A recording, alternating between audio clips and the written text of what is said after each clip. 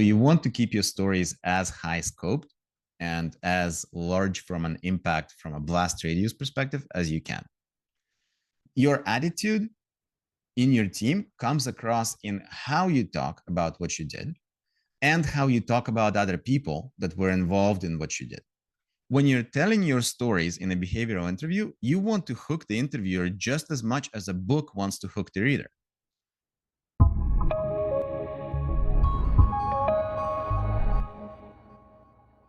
All right, welcome everybody to November edition of the Mastering the Behavioral Interview. This is not the first time that we've delivered this talk. Hopefully, the last ones have given a lot of value. Each time I tweak this deck and I tweak this talk a little bit to get you something new, something that we may not have talked about. There is also some stuff that we have covered in previous slides, so hopefully it helps reinforce the story. Again, quick call out. If you haven't already volunteered for mocks, I highly encourage you to do so. There is really no better practice for answering behavioral questions or any interview questions really than doing so in front of a group, right? It simulates the kind of pressure that you encounter in a real setting way better than if you're practicing in front of a mirror, if you're practicing with your family or so on, right? And it's that pressure that you're facing in this situation that really makes the difference between a really good answer and a mediocre answer, right? I don't know about you, but when I'm facing that kind of pressure, my brain tends to just shut down. So, having practice facing it and not shutting down is really useful and will really make a big difference between how well you answer the question. All right. So first question is, well, what is behavioral interviewing? Most of you guys probably already know, but the general interview technique over the past 10 to 15 years has really shifted from asking questions such as, how do you approach tight deadlines? Or how do you prioritize your work? Or how do you deal with difficult people? Which are all good questions and good things to know, but they invite book answers, right? They invite things that like, oh, I read in a book about how to deal with difficult people. And let me tell you about that, right? So what people found when asking those questions is the answers didn't necessarily reflect the candidate's actual behavior when they encountered that situation. So they started asking slightly different questions, such as, tell me about a time when you had a tight deadline on a critical project. Or tell me about a time when you had several conflicting priorities. What did you do to resolve the situation? Tell me about a time when you had a disagreement with your coworker or your manager. What happened? Right? So you can see it's the same question. It's just phrased differently, right? It's phrased in a way that invites a story from your personal experience. So, the question is, why do that? Well, I partially answered that. The motto here is that past behavior predicts future behavior. So if you're telling a story from your past about how you approached a particular situation, that story tends to be very telling about how you approach a similar situation in the future, obviously, right? And then the other big reason is, I've mentioned that the standard questions invite book learning. The problem with book learning answers is they're what I call low signal amplitude. What signal amplitude is about is, as an interviewer, when I go into an interview and I'm asking questions, I want to be able to walk out of that interview certain about a yes or no. I don't want to be on the fence. Because in most companies, if I'm on the fence, like if I'm like, well, this candidate seemed okay, I don't know, they were nice. Is that a hire? I'm not sure, right? Most companies will say that if that's how you feel at the end of an interview, that's a no hire. You have to be absolutely certain that you want to hire this person for a yes hire signal to be sent. And that requires high amplitude answers, right? High amplitude or high signal amplitude is, here's something that happened, and here's how I really had to go out on a limb to solve the situation, or here's how I had to really struggle, or whatever it is. It's not pre-rehearsed generally, and it definitely does not come from book learning, although it can be informed by book learning. So those sort of answers really increase signal amplitude and give the interviewer the confidence they need to go out on their own limb and say, yes, we should hire this person. Because the other thing I can tell you is most big companies, at least the ones that I've been in, have an interview panel, a debrief panel at the end of the interview. And what you really don't want is you don't want to be the one hire voice in a room full of no hires, right? Because that's just a little bit embarrassing. right? Unless you have really strong data to support your hire decision. But if you're just coming in there saying, well, they seemed nice, so yeah, we should hire them, and everybody else has data for a no hire, you just look foolish. So as an interviewer, you don't want that. So most big companies, as I mentioned, have adopted behavioral interviewing as a core part of their interview style. So for example, let's talk about Amazon because, right now I'm a SDM over in IMDb, which is an Amazon company. So we do our interviews exactly the same way that Amazon does it. And basically what we do is Amazon has this concept of leadership principles, right? There are, I think at last count, 15 of them or 18, something like that. Out of those, probably 6 or 7 are really important and really stressed. And each interviewer in an interview loop gets 2 to 3 of them to probe into. And we structure our questions literally based on those leadership principles, right? So a typical interview will consist of 2 to 4 leadership principle type questions, all behavioral, and then like a system design or a coding exercise or whatever else. So you can see kind of behavioral makes up at least 50% of your overall interview, if not more.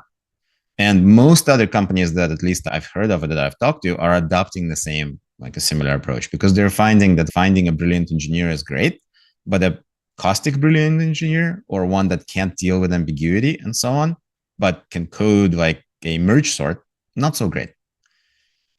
So how do you approach answering behavioral questions? Well, the first part is prep, right? What you want to have is a story bank of around 10 to 15 stories from your experience, each one of which targets one or more behavioral type questions, right? So you take the behavioral questions, you group them into a theme. For example, Amazon's leadership principles make a great guideline for how to group questions into a theme. Each leadership principle has 6 to 7 suggested questions, but you can take a question that you're asked and you can, in your own mind, group them into a theme. For example, tell me about a time when you helped a coworker up level, right? Like that could be a hire and develop the best leadership principle or theme. And any other questions that have to do with helping others, that have to do with up leveling, that have to do with interviewing or hiring or so on, that's all going to be hire and develop the best. Or tell me about a time when you delivered the project on a tight deadline, right? That could be deliver results, right? That could be potentially dive deep. It could be write a lot. So it could fall into a couple of different themes. But knowing which theme your question falls into really, one, helps you organize your story bank, and two, helps you map the question that you're being asked back to the theme.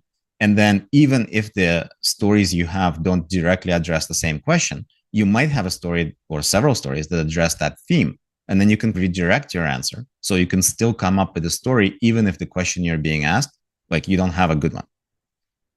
So the other thing to remember is the more senior a role you're applying for, the larger scope your story should be, right? So what that means is, for example, if you're applying for a senior engineer and your story about, tell me about a time when you made a mistake, is going to be like, well, I broke a build once. Not awesome, right? Not awesome because the impact or the blast radius of that mistake, unless of course it was like I broke a 10,000 person company build system once, like, yeah, okay, and block 10,000 developers from being able to do any work. Fine. Like that's big blast radius and that would work.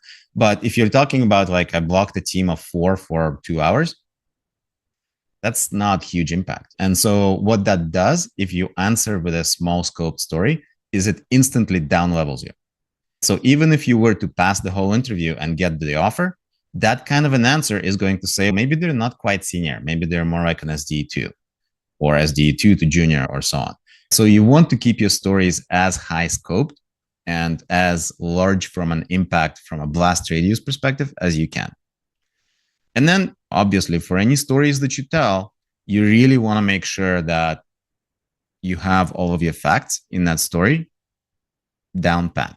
The last thing you want to do is start, I'm trying to remember what was the impact. Did we make 5% or 10% efficiency improvement? Let's go with 10. If you're sounding not sure about your story, that comes through to the interviewer. And then the logical question the interviewer is going to ask, which is a very unfair question, but we're all human. Is this person making this up? So you want to be very confident about your facts. And if the interviewer starts diving deep, right, trying to get specific details of your story, you want to be able to tell those details.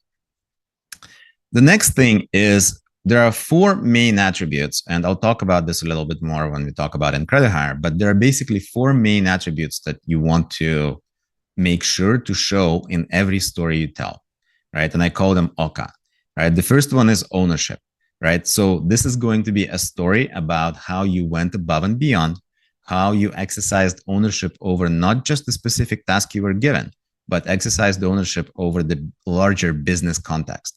And that can, for developers, for testers, that can come across as like cross-discipline collaboration, like work with PM to streamline specific set of requirements, right? It could come as dependency management, right? Like work with the dependency team to make sure that dependencies brought in on time. It can come in a wide variety of flavors, but the main point is you weren't just being tasked with stuff and doing stuff, but you were actually executing stuff. Like you were owning, you were driving the story forward. That's really important. Second one is obvious, right? So competence, like you want to show that you know what you're doing. And so if your story calls for technical details, by all means, in the actions section of the story, talk about technical details. You can talk about the specific database that you used and the reasoning why. You can talk about the specific system design that you implemented or whatever technical decisions you wound up making. Talk about those. It shows competence. Next one is collaboration. This is how you worked with others to bring the story across the finish line.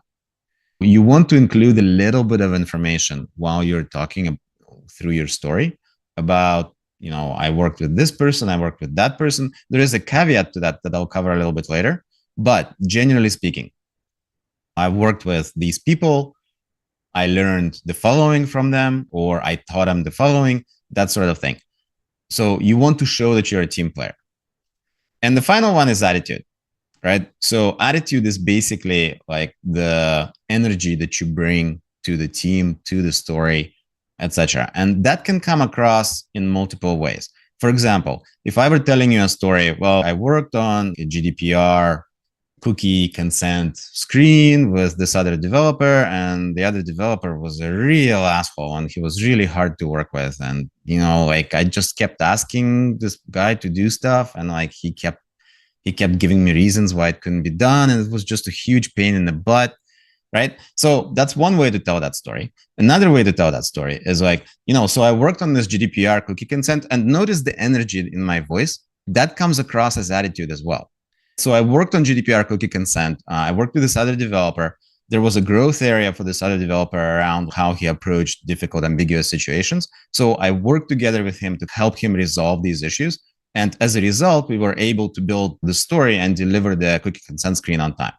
I'm going to be using GDPR cookie consent throughout this presentation just because everybody understands it.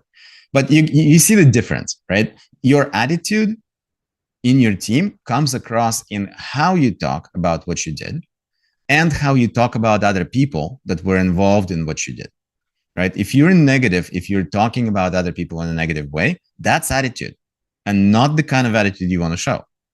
So you always want to keep it more positive. Focus, like sometimes people have growth areas and everybody understands that. Talk about those as growth areas and talk about how you approach them and how you approached up leveling them. That's very reasonable. And that shows a positive enzymatic attitude. So hopefully that makes sense. Now, in terms of actual story answer, in the previous presentation, I went through STAR in a lot of detail, so I'm not going to do that now. But just as a quick reminder, STAR is the format that you want to tell your stories in and stands for situation, task, action, result. Right? You can look at our previous presentations to see more details about like how to structure that and what should be in each one and how much time to devote to each one. I'm not going to repeat that now. So what I do want to talk about is some tips and tricks. These are things that I have seen coaching other folks. These are things that I have seen during our IncrediHire Academy. So hopefully that'll be helpful for you. So one first thing that people notice is going to be your AV setup, right? Make sure that your video is set up correctly. This is not mine. I found this on Google Images, but I think this represents what we're trying to go for really, really well, right? So first of all, notice the uncluttered, clear background, right? Notice where the head and shoulders appear in the frame. So they're not like this, right? They're not like that. They're not like this or like that, right? So, eye contact, right? What you want to do is you want to try to make the interviewer feel as if they're in the same room with you. So spend some time and make sure that your video is correct. Audio is no less important. My IncrediHire colleagues actually forced me to buy this thing after listening to my audio coming from my webcam. They said, Eugene, that ain't gonna cut it. And it's true. Like the difference between a webcam audio and something like a Yeti or some other, like there are cheaper microphones you can get, is huge. And again, it's the difference between feeling as if you're an image on a screen and feeling as if you're in the room. So I highly recommend set up your audio in a way that represents you to the best possible degree. Next thing that I've noticed frequently happens is people are generally not very clear in their situation and task response. So what I've seen is they start trying to explain what the situation was, and they start meandering and they start talking about like things that are not directly relevant to the story. And then they spend the majority of their time on situation, maybe a little bit of time on task, and then not enough time on action.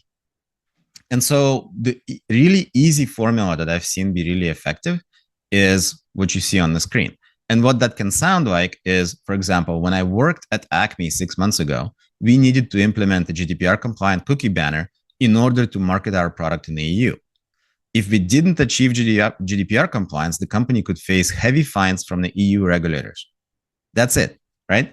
You don't need to do any more. I mean, you can say if we didn't achieve GDPR compliance by January or whatever, right? But the point is, like, what you're telling the interviewer is if this story failed, bad things would happen, right? That's your situation.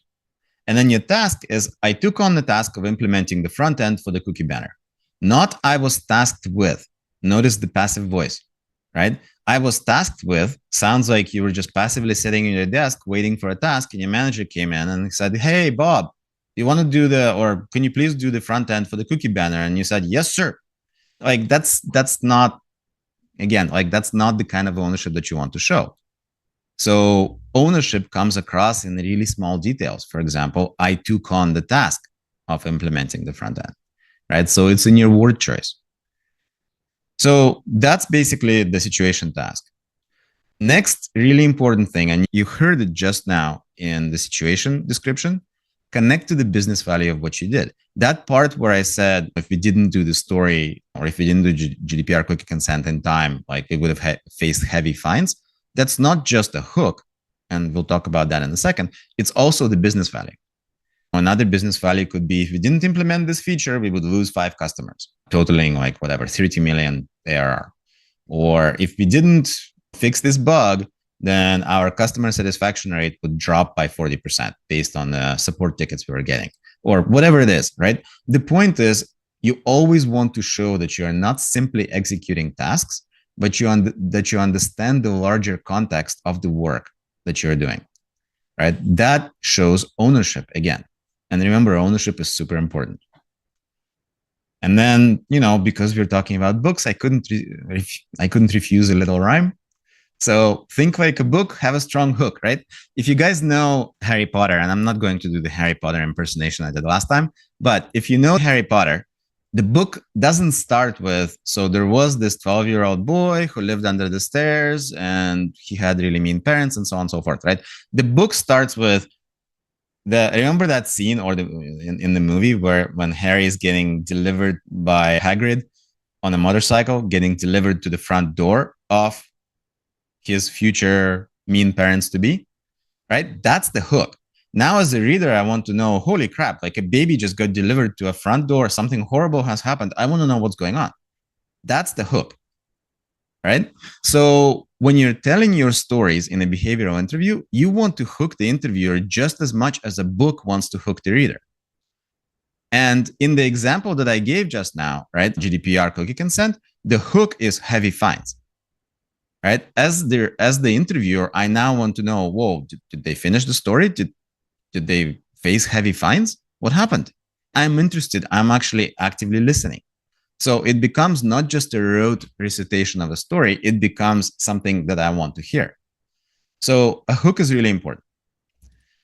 Next thing is, I don't know why PowerPoint design chose this image, but I'll take it. The word we. Reach into your dictionary, find that page, tear it out, and burn it. The word we in your answer should not exist, period, except maybe in the situation. In the situation, like, sure, like we would face heavy fines or whatever.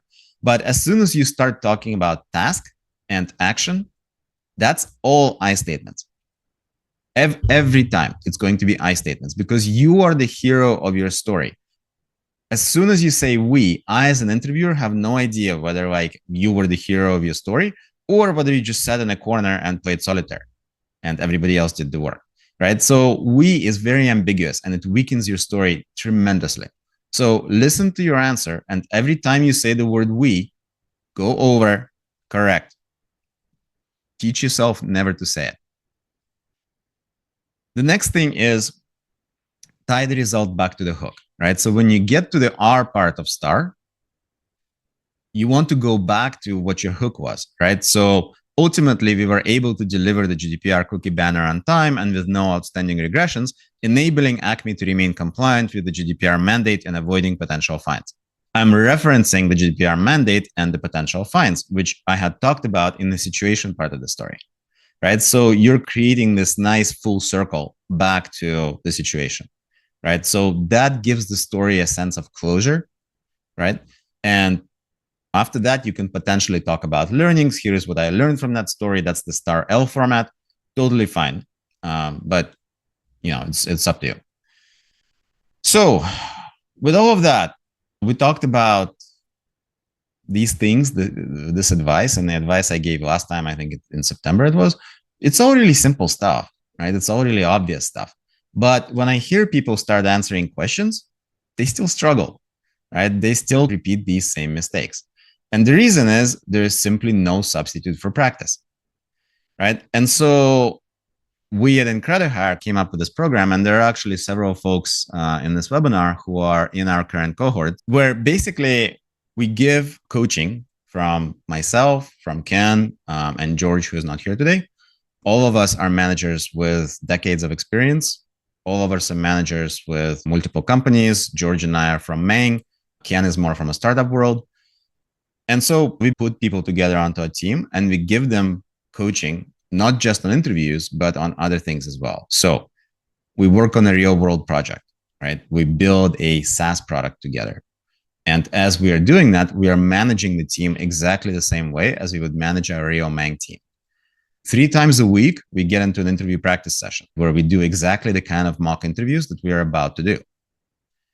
We provide OCA-based evaluations at the end of the cohort. So essentially for every student who graduates, we write them an evaluation that talks about those 4 attributes and how they've exhibited them. That evaluation can then be taken to your potential employer and say, hey, here, I finished this upskilling program, right? And here's the evaluation from the instructors.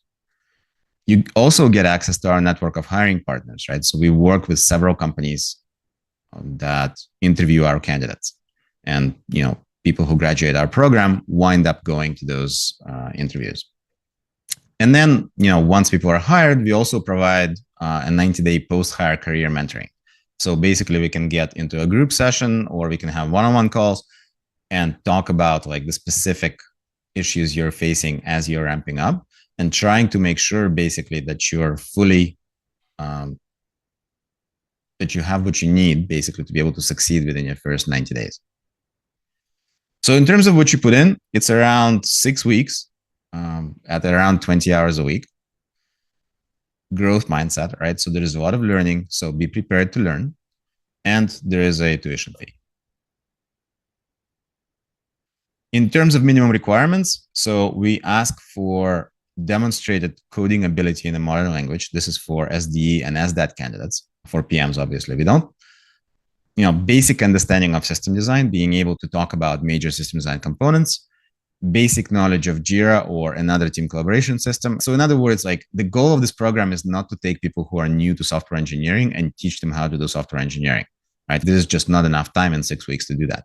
The goal is to take folks who are already good software engineers and one, help make them great, and two, get them to be hired, right? So our primary mission is to get you hired.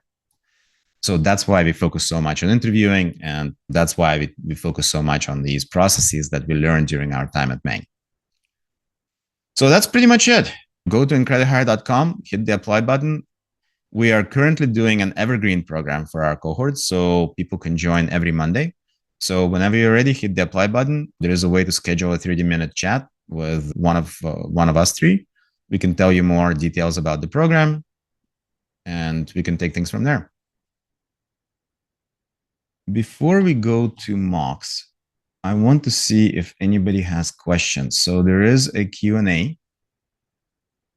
So feel free to enter your questions there, or you can enter questions in chat. If you have any questions, I can give people a couple minutes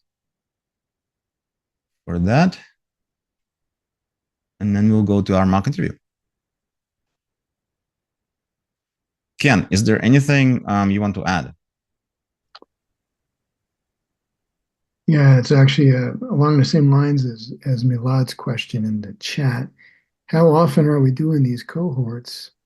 And how do people sign up for what's upcoming?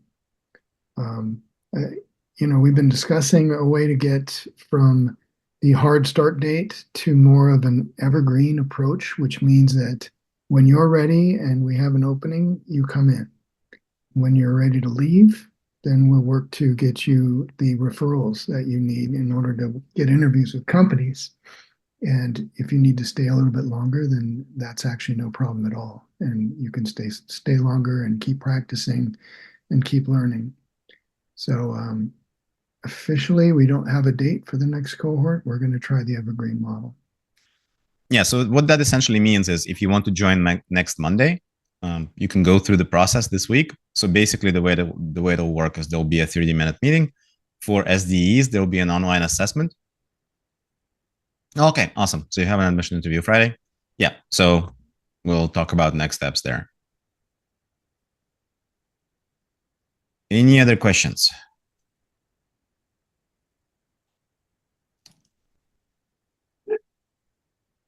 All right.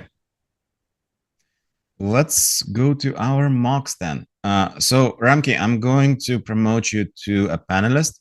Feel free to, you can enable video if you want. Just remember this whole thing is recorded and it will be on YouTube. So if you don't want your image on YouTube, don't enable video. I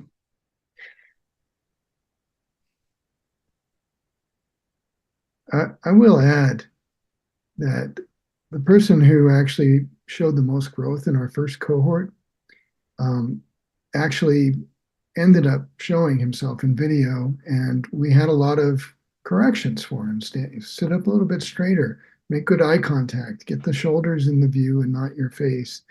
He'd be up here like this. And while that's fascinating, it's actually not really beneficial for an interviewer to be seeing him that way. We really encourage him toward a professional perspective. And that made a big difference for him. He ended up with a job offer after leaving our cohort. A superb result, all him. He really did a lot, and he worked at it.